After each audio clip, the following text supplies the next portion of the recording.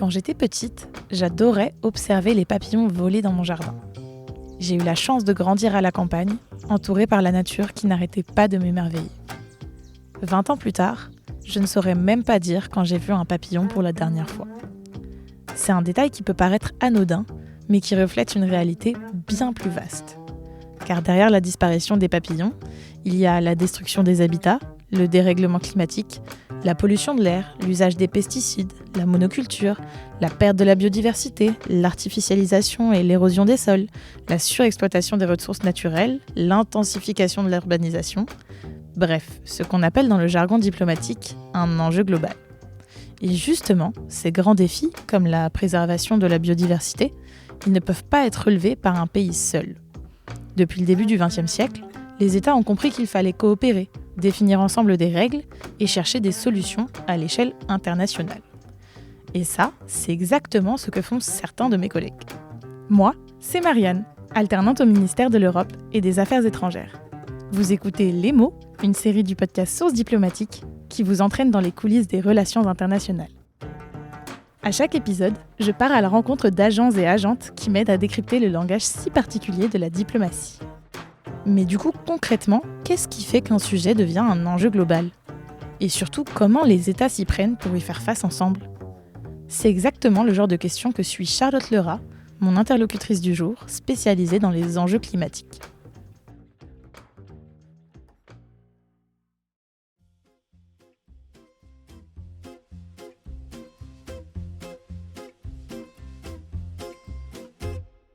Bonjour, donc je m'appelle Charlotte Lerat, je suis diplomate.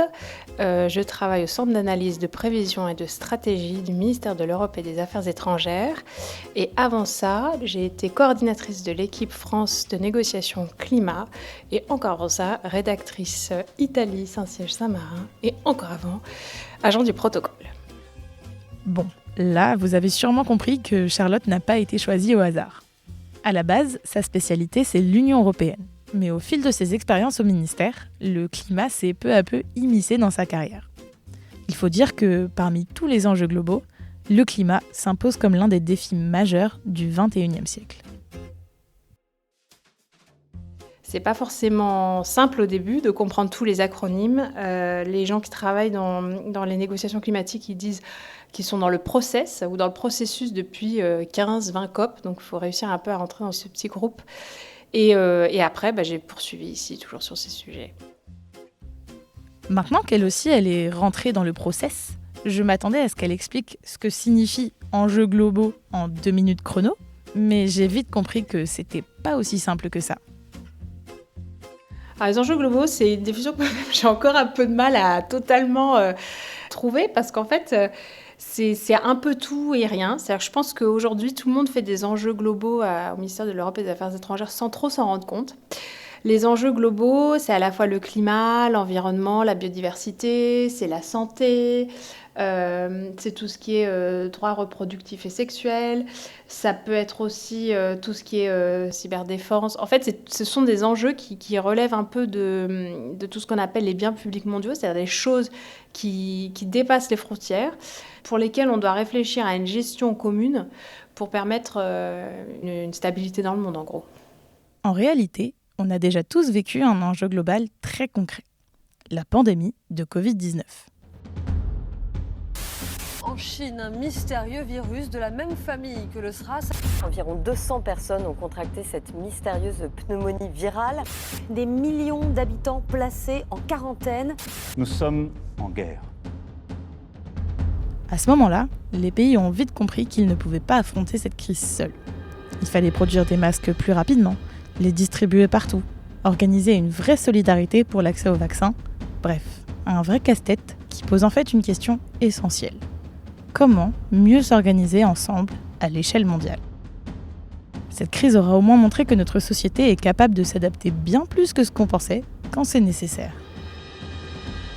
On s'est rendu compte qu'on était capable de faire énormément d'efforts, beaucoup plus que ce qu'on pensait, de changer nos modes de vie, nos modes de fonctionnement. Et c'est ce qui est au cœur aujourd'hui de tout ce qui est dans le climat, en fait. Parce que le climat, au cœur de ça, c'est principalement la baisse des émissions. Et donc, ça veut dire changer notre mode de vie, notre mode de fonctionnement. C'est-à-dire repenser notre manière de prendre les transports, repenser notre manière de consommer. Et on se rend compte que... On peut sortir en fait des énergies fossiles, mais c'est un choix à faire et c'est aussi un choix et des autorités et je dirais de la société civile. Justement, le rôle de Charlotte, c'est d'aider à orienter les choix politiques en tant qu'agente au CAPS, le Centre d'analyse, de prévision et de stratégie, un service du ministère un peu à part.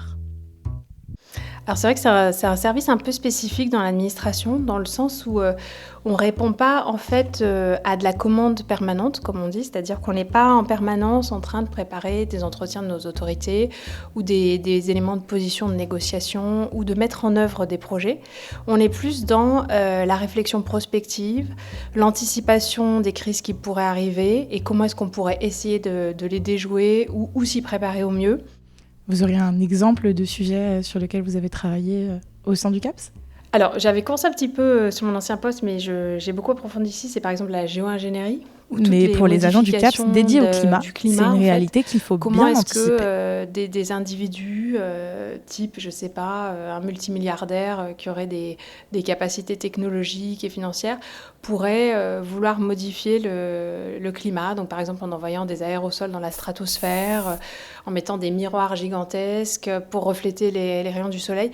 En fait, on a l'impression que c'est un peu de la science-fiction, mais en réalité, on sait que ça va probablement arriver. L'idée, c'est pas est-ce que ça va arriver, mais plutôt quand. Comment est-ce qu'on s'y prépare ? Comment est-ce qu'on peut, nous, France, porter une position ambitieuse pour éviter justement qu'il y ait ce genre d'action unilatérale qui serait en fait très dommageable pour la sécurité et la stabilité dans le monde. Alors effectivement, ça fait très science-fiction. En tout cas, pour moi, c'en était.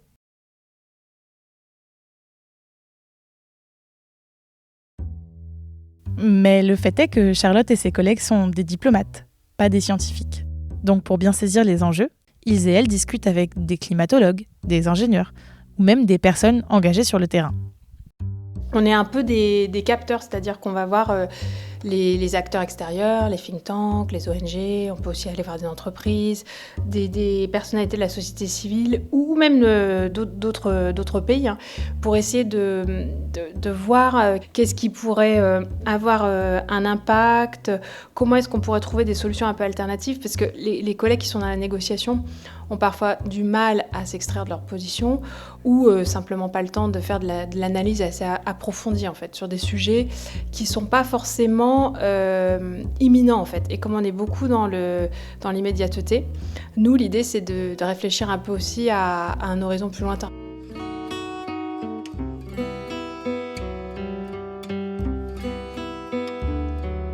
En fait, toute notre action est guidée par la science. On est quand même beaucoup tenu informés par des gens qui vraiment nous présentent les faits en fait. Et donc pour nous, la trajectoire, elle est claire, c'est-à-dire qu'on sait qu'il va y avoir de plus en plus de catastrophes naturelles, qu'elles vont être de plus en plus intenses, de plus en plus difficiles, qu'un monde à 2, 3, 4 degrés de plus, ça sera invivable dans certaines régions du monde, donc il y aura plus de migration, que le continent européen en fait va être le continent le plus affecté. Et donc nous, la trajectoire, elle est claire.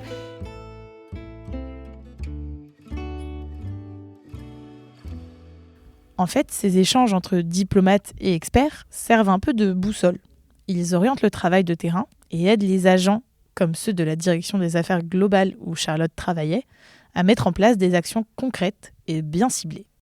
Donc, par exemple, moi, sur mon ancien poste, on avait beaucoup travaillé sur la création et la mise en place de partenariats pour une transition énergétique juste dans plusieurs pays. Donc là, c'était vraiment aider ces pays-là à fermer de manière anticipée leurs centrales à charbon et à accélérer leur transition énergétique. Donc ça peut être des choses très concrètes. Ça peut être aussi des feuilles de route un peu plus long terme sur des coopérations entre des pays. C'est aussi de la négociation dans ce qu'on appelle des formats G7, G20, à l'ONU. Donc il y a cette direction entièrement dédiée aux enjeux globaux. Mais en réalité, comme le disait Charlotte tout à l'heure, ces sujets sont partout maintenant. Tout le monde y touche, directement ou indirectement. Il y a aussi la direction des entreprises qui travaille beaucoup sur les enjeux globaux, puisque c'est tout ce qui est transition énergétique.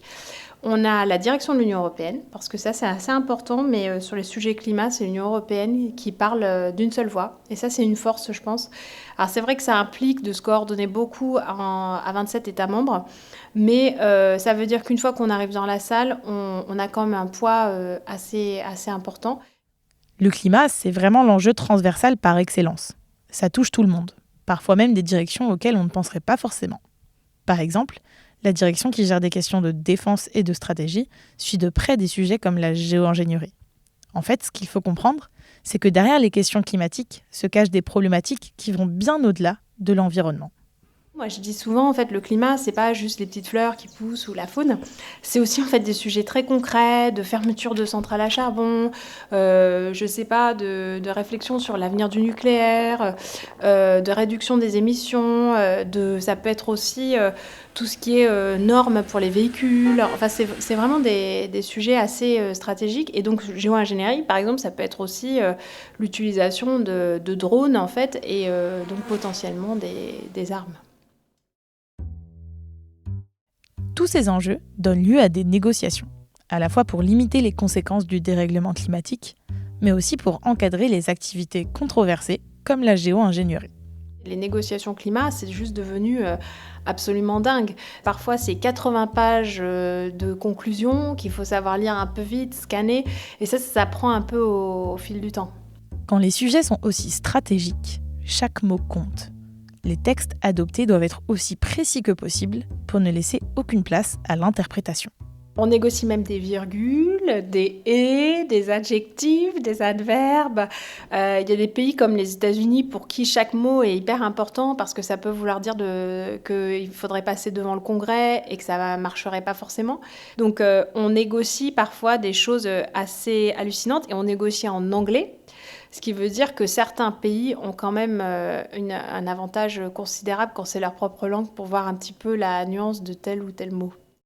C'est là l'un des grands défis des négociations internationales.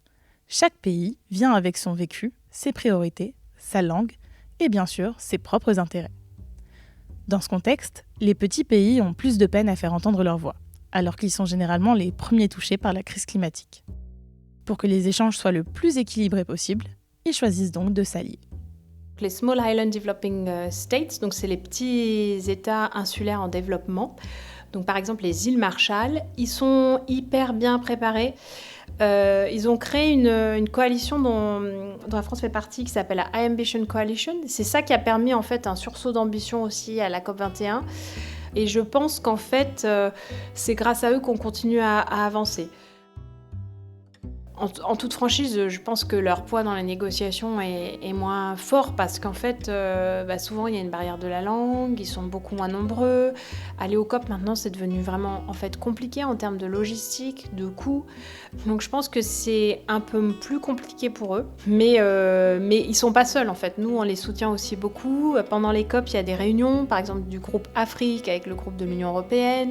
On est globalement alignés et c'est d'ailleurs eux qui nous permettent de garder aussi l'ambition parce qu'ils sont très ambitieux. Et pour revenir sur un sujet comme la géo-ingénierie, en fait, eux, ils n'ont pas les moyens, ils en ont très peur, donc ils nous soutiennent en fait. Et c'est ça qui est intéressant avec les négociations climat, c'est que c'est vraiment une cartographie des partenaires et des coalitions possibles. Et l'idée, c'est d'être les plus nombreux possibles pour peser en fait.